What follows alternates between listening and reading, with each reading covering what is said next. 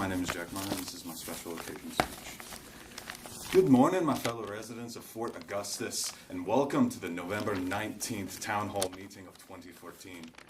Now, the first item on the agenda today is, as you all know, there has been a Nessie sighting.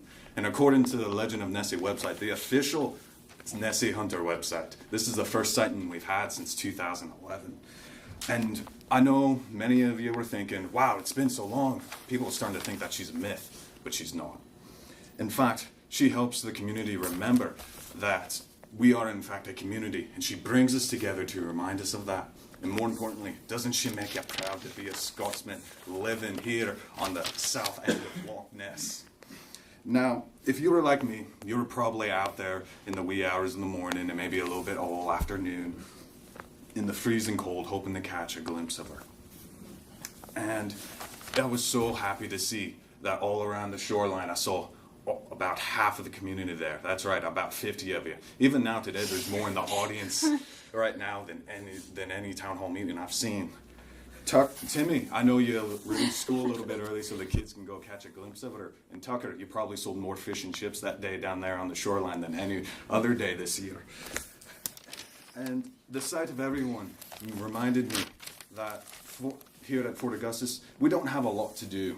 It's a very small community, but when Nessie's here, it's like great-grandmother Agus has come home and we can see her, and she makes me proud because she reminds me that all those tapestries up in Ucarret Castle over on the west end of the loch, they depict Nessie. Ever since the 600s, she's been rumored and running about, not really necessarily killing people like people in the dragons do, or whatever Nessie is, but she has our claim to Arthurian legend, and that should make you proud.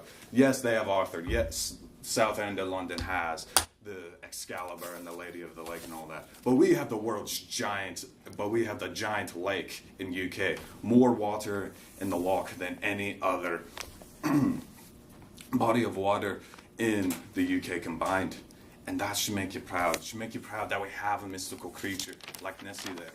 In fact, it reminds me of the famous Nessie scholar, Dr. Robert Rines, and unfortunately he passed away in 2008. But the New York Times 2009 obituary of him, he's quoted as saying, "They can call me crazy, and that's okay by me. At least I won't go to jail for it like Galileo." And he spent so much money, not only further advancing our radar and sonar, but spending his technology and searching through the loch, trying to find Nessie. And he still brought up some of the greatest pictures of Nessie that we've seen to date.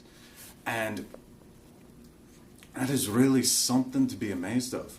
Nessie isn't some big, some guy's hairy uncle running around the woods at night screaming and hollering like a chimpanzee, like they have over in the States or something like that. She is an actual creature, documented by history and referenced in historical texts in Old Celtish and Old English and Anglo-Saxons when the Jutes and all them invaded. Even the Picts make reference to Nessie here and there. Now, I'm not saying you have to be an MIT graduate like Dr. Rines to go out and appreciate Nessie and feel the community and pride that she gives you. But I'm saying, take your kids, go down to the loch, buy some of Felix's hot chocolate that he'll be selling down there today, because everybody got too cold. I myself got too cold, and I hope you're not like me in that sense. But remember, Nessie is back. We should be happy, we should be proud, and we should know each other that this is our monster, she is our pet, and we should say hi.